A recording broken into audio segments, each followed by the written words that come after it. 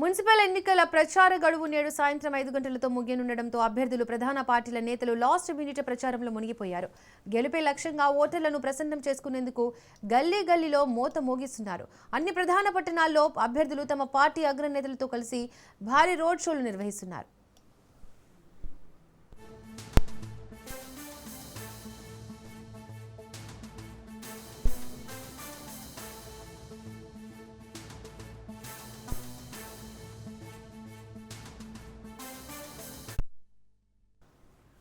నేడు చివరి రోజు కావడంతో ప్రధాన పార్టీలు ప్రచారం హోరాహోరీగా నిర్వహిస్తున్నాయి. నేడు మదిరలో డిప్యూటీ సీఎం భట్టి ప్రచారం నిర్వహించనున్నారు.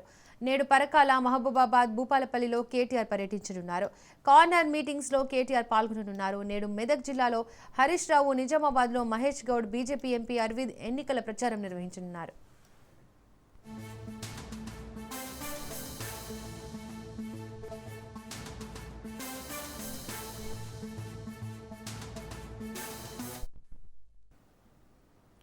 మైకుల మోత ఆగిపోయిన తర్వాత కూడా సోషల్ మీడియా ద్వారా ఓటర్లకు చేరువయ్యేందుకు పార్టీలు సిద్ధమయ్యాయి. ప్రచార గడువు ముగిసిన తర్వాత నిబంధనలు ఉల్లంఘిస్తే కఠిన చర్యలు తీసుకుంటామని రాష్ట్ర ఎన్నికల కమిషనర్ హెచ్చరించారు.